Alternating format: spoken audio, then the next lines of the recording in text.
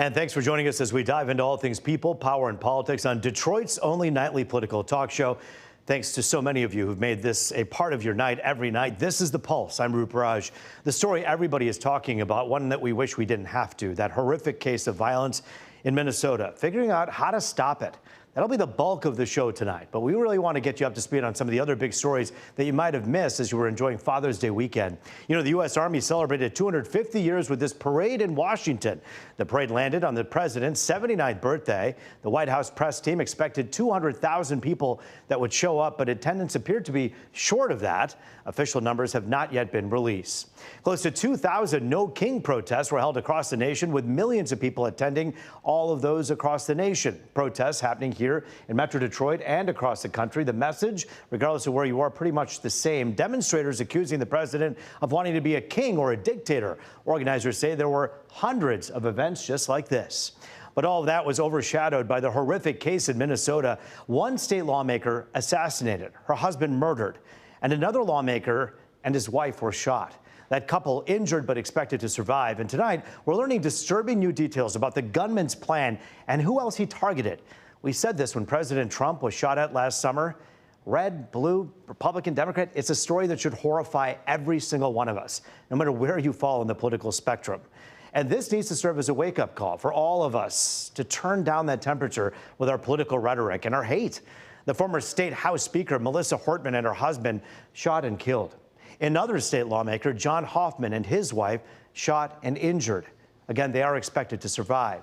Now, I want to show you a picture of the man accused in both shootings. 57-year-old Vance Bolter. On the left, his arrest. On the right, his mugshot from the Hennepin County Sheriff's Office. Investigators say Bolter disguised himself as a police officer just before the shootings. Now here's the latest developments. Bolter is charged with federal murder and stalking and could face the death penalty if he's indeed convicted. Now, investigators say he planned these shootings for months, even surveilling the homes of the targets. We also know he targeted the homes of two other state lawmakers, but they were not harmed, thankfully. Authorities also say the suspect kept a list of lawmakers he planned on targeting. All of them are Democrats on his list, but investigators say it's too soon to speculate on political ideology per se. 4 of the names on that list are federal lawmakers from Michigan.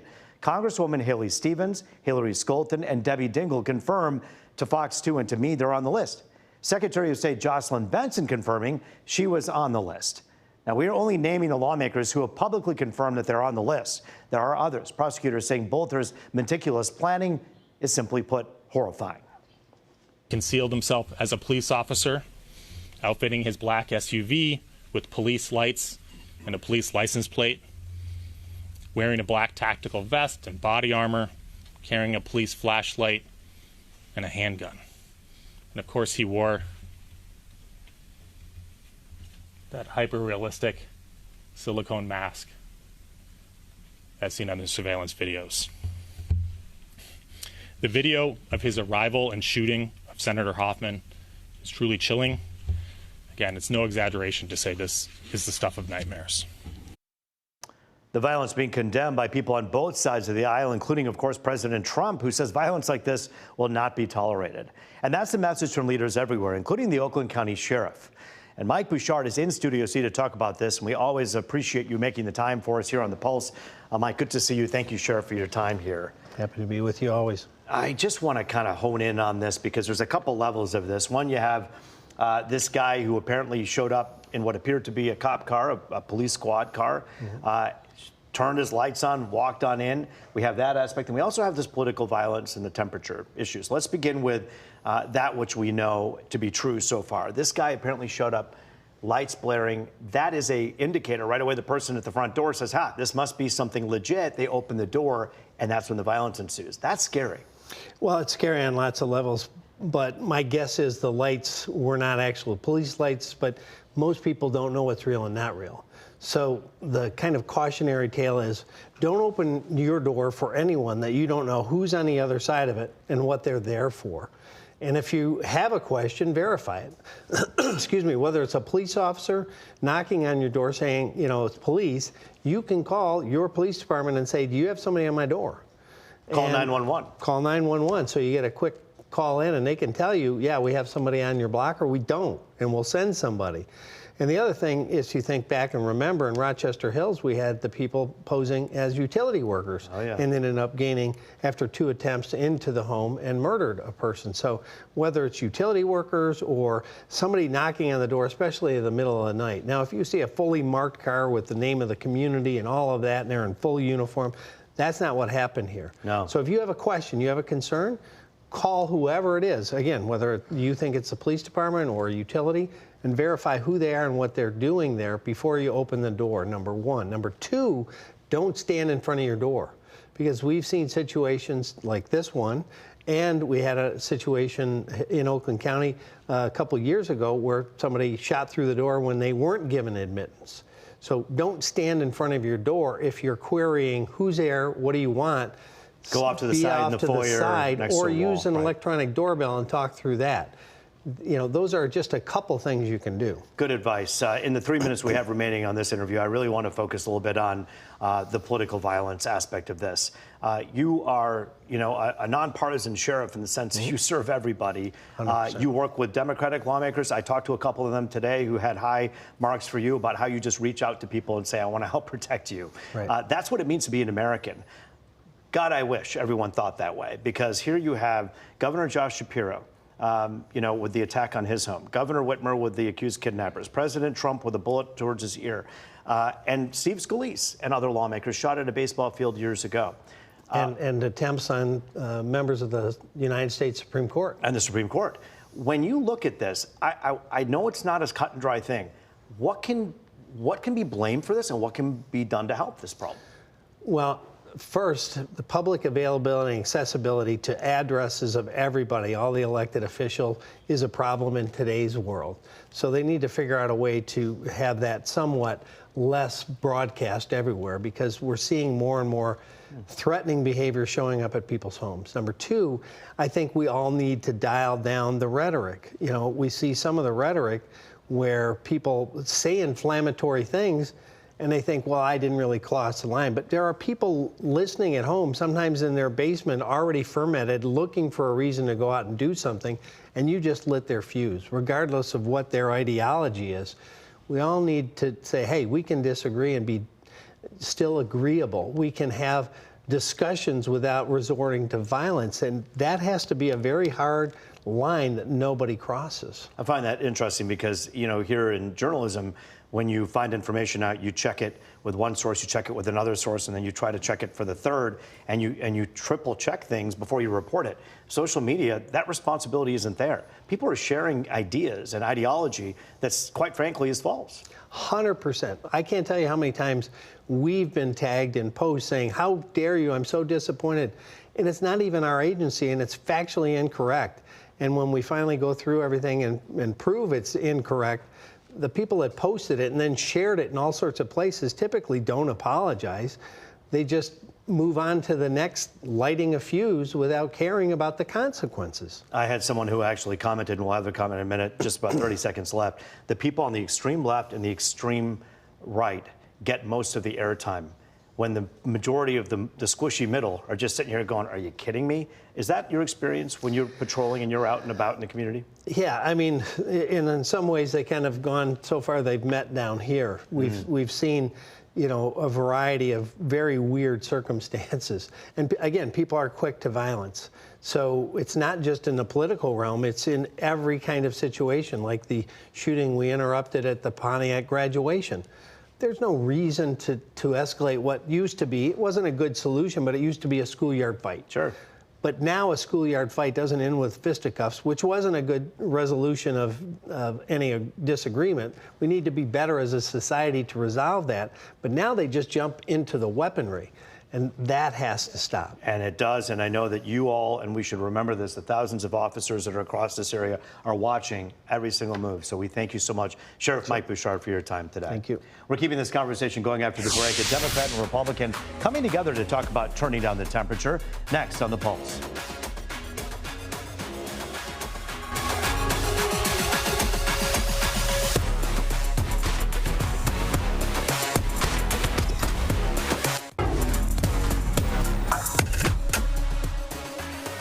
Back now on The Pulse, looking at all things people, power, and politics. Joining us now to keep the conversation about the tragedy in Minnesota going, Detroit City Council member Mary Waters, a Democrat, and Republican strategist Jason Cable-Rowe. We thank you both for being here on The Pulse. Hey, thank you. So there are certain moments where you just kind of come together and you say, this is our country for all of us.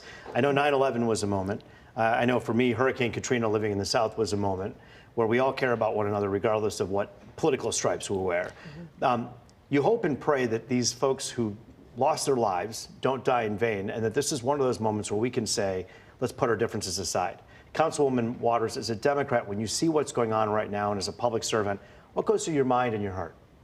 Oh, I've got to tell you, a lot goes through my mind and my heart because we are living in a very turbulent times right now, not just here in the United States, but in this world. And as one who's a former elected official, state representative, that is, you know, I experience, you know, not violence, but certainly political rhetoric where I was threatened because I had a certain position on various issues. And the person went on TV, radio to talk about it. You never know what it might take, as the sheriff was saying, to incite a person. That person might have already been angry with that individual about something anyway, and that tells them that it's okay to go out and hurt them. Jason, you're a strategist and have been for years. You've worked in Washington on the Hill. You've seen people disagree and even be a little disagreeable. I mean, I think one of the famous stories is Newt Gingrich shows up to Bill Clinton's Christmas party during the impeachment and says, I'm sorry I have to do this, but Merry Christmas is essentially the message. Are we gone from those days, or are we no longer in that realm? Do you think we can get back? Well, I think what that characterizes our politics today is we don't disagree on issues. We hate the other side. You know, there is something inherently evil about somebody whose beliefs are different than mine. That is, I think, how people have approached politics. I think what's particularly chilling about the assassination attempt, this was state legislators. I mean, we're a little bit used to it, and that's not a good thing at the federal level. That has been the more polarizing politics that we've had to navigate in this country over the last decade or so. But now we've got state legislators, and you know, as of right now, we don't know any particular legislation that these two might have, you know, fought for or against that could have triggered this this assassin. But the idea that a state legislator, typically these are part-time elected officials, they don't make much money for doing the work that they do, and they sacrifice a lot of themselves in order to do those jobs, for them to be not only targeted, but just a few people on a long list of people that were going to be targeted. It's a scary time, I think, for people that are in public life. It certainly is. And you know, just as that state representative, the Speaker of the House there in Minnesota, she was working both sides of the aisle. That's what we are all supposed to do. There's a state representative right here in Michigan who works both sides of the aisle because she believes that it's the right thing to do on behalf of her community. But guess what? She gets all kinds of threats. People get very, very angry about that. And so it goes to the point of saying, no, we've got to hate each other. That's what people are thinking. And you've got to have people in leadership, too, who don't incite violence. You know, and look at the situation right in California. All right, you start bringing in military folks, and it's going to incite violence. If you look at what's happening in the world with Russia and Ukraine and Israel and Gaza, all of those things are happening. We live in a very violent world. Councilwoman, though, and a person who understands that violence is Governor Gretchen Whitmer, having been threatened herself. But when she showed up to the White House and took an appointment with President Trump, not once, but 3 times. Everyone's talking about that famous White House meeting, but she had been there 2 other times where not a lot of cameras are there to work to get Selfridge, to make sure that we could do something about the water in Michigan. She was vilified not by Republicans, but by Democrats. Absolutely. And that at some point, you kind of turn your head and go, well, what do you want her to do, right? Well, you know, but then you would blame her if things don't get done for the state of Michigan. You have to work with the person that's in leadership, and right now that is President Trump in Washington, D.C., who carries the big stick. You know, I served in my first, in my term, legislative term with Gretchen Whitmer. I was her floor leader during that time. Now she's the governor, you know. So, but she was subjected to that type of thing. And you don't know. You can't say that people just sitting around talking, because all of that talking starts, what, at the kitchen table? And then it turns goes into the social media schools, and other community places. and other places. And the next thing you know, people are dying, being killed as a result of it. Jason, how important is it for the condemnation that we're hearing from President Trump? And I honestly wish that more people would air the soundbite of him condemning this attack than are. But I think that the media does play a role in what we choose to show and what we don't. I'm going to say it on this show. President Trump has condemned the attack over and over again with very strong words. How important is that?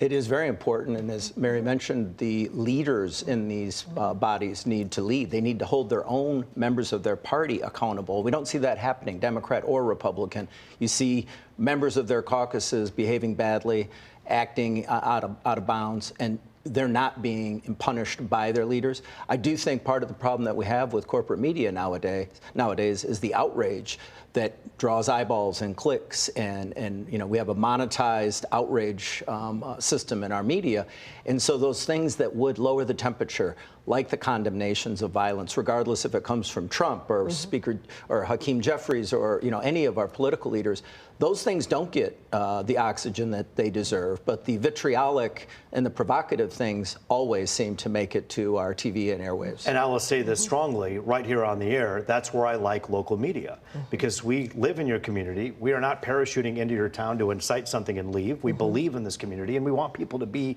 well, Democrat or Republican. And we don't have a corporate machine telling us how to report the news here, That's which right. is important. Can't we all just get along, work together for the good? I do want to share some comments, Councilwoman and Jason, from some of our good viewers. You talked about just the vitriolic ones. These are some just common sense ones. Tanya, thank you for your time. You said, realize it's for the people and not loyalty to a party. Come together and compromise and negotiate. Amen, Tanya. Nancy, just be kind to one another. Realize everyone's different and we all deserve basic human rights. This is social media that doesn't get 9,000 clicks, by the way, but is a hell of a lot more important than the stuff that's being shared a million times that is vitriolic. Morris says we need to learn how to agree to disagree again. And Stu says when both sides can see those on the other side love their country too and stop absurd character assassinations, then that would be good. Aaron says do unto others as you would have others do unto you. We'll end it on that note for this segment, but I want to say, Jason, Cable Row, Councilwoman Waters, the reason I have the two of you here, we're going to lower the temperature. We're going to start right here in this studio, albeit warm because of all these lights. And it's lowered for our children. And They're that's what's watching. important. They're our future. They watch Yes, how we all they are act. watching. We thank you both for your time here. Jason, Mary, thank you. Thank you. A clinical psychologist is weighing in on this case after the break. Dr. Douglas Walker studies uncertainty and trauma.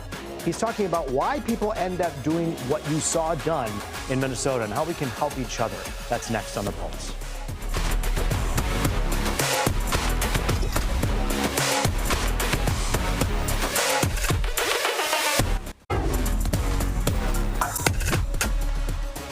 It is people, power, and politics. Welcome back to The Pulse. The news cycle in general can cause a lot of anxiety, but especially when tragedies like the one we just saw in Minnesota happen, it can be a lot more. Joining us via Zoom to talk about what we can do to protect your mental health, clinical psychologist Dr. Douglas Walker. And Doug, it's good to see you. Thanks for joining us here. Yeah, thanks. Very good to see you. I wanted to ask you, because you've studied all of this stuff. You studied trauma and you also studied uncertainty, and you're known for your work. You've traveled the world talking about our trauma responses and also talking a little bit about uncertainty. You were there during Hurricane Katrina out there in Louisiana. I worked with you when I was in New Orleans, and you've really studied this. So I want to ask you and begin by talking about uncertainty. That is one thing that plagues so much of the problems that we're seeing right now. People just don't feel sure about where we are in this world. Talk about that for a moment. Yeah, if there's a word of the year, Roop, it's going to be uncertainty by far. You see it everywhere, you hear it everywhere, and people need to know that uncertainty is actually part of our human condition. It's how we've actually survived. So back, let's say, in caveman days, that ambiguity or uncertainty in hunting, if you happened upon something furry, you would probably want to know whether it was a saber-toothed tiger or a mouse. So we have that propensity to look toward the, in this case, negative, or interpret things that are ambiguous more toward the idea of danger, and actually this helped us survive. But there's a lot of types of uncertainty. Ambiguity is just one of them. There's other types of ambiguity around, say, self or even the world or what will happen in the future. We talk about where we find that ambiguity, that uncertainty so often, of course, and let's just be honest, traditional media, when you watch the news, you often go, oh my goodness, what's going on in our world? But then you turn on social media and pick up that phone and the doom scrolling starts. Talk for a moment about what people can do about the circle that they choose to surround themselves in. Yeah, so this is actually echoes of that ambiguity of that what we call negativity bias. You're going to be drawn toward the negative or things that evoke strong emotion because we're actually wired for it. Now, what was happening back again in caveman days was actually quite functional. Now it's dysfunctional. So we tend to look for the negative, look for the blood and gore. And so I always advise people to create a circle, your own circle, and defend that circle. And so what I mean by that is knowing where your boundaries are and what you're able to control. And a lot of it has come down to what you read and what you watch. That's really important, and choosing and making a conscious decision about how much of this stuff you're going to take in, because that's part of your diet, I guess you could say. We talk about diet and nutrition, but diet and nutrition is also what you take in, right? Absolutely. You're a product of that. It just flows through you. We're all conduits of everything. So mostly of what we take in cognitively and certainly emotionally. Let's talk for a moment about what happens in these situations where people become loose cannons. And, you know, I don't want to stigmatize people's anger or trigger responses, but certainly when it's a safety issue to other people, what are the signs that we can all look out for that somebody that we love is going into an area that's just not safe for them or somebody else? Yeah, we always look for behaviors that are obviously dangerous or outside the norm. I always look at this idea of what we call a Swiss cheese trajectory, where there's many opportunities for people to step in. The current situation coming out of Minnesota tells us that someone of an older age, like myself, would actually have a lot of opportunities for my friends and loved ones to look after me. And I would imagine you would have many opportunities to step in. So if you see, as they say, if you see something, say something. If someone's acting outside the norm, it's those small catches that are very, very meaningful. You may not think so at the time, but if you see something, definitely say something to them or to somebody else. That's so important. And obviously, when we talk about trauma and uncertainty, it's something that all of us face in our lives, but it's how we react to it that's so important. Dr. Doug Walker, it's good to see you again. We thank you for your time here on The Pulse. Thanks, Roop. And as I always say, we got to take care of ourselves and take care of each other, and that means looking out for one another as well. Important information. That is The Pulse for tonight. Thanks for joining us. I'm Roop Raj. As always, it was good to be with you.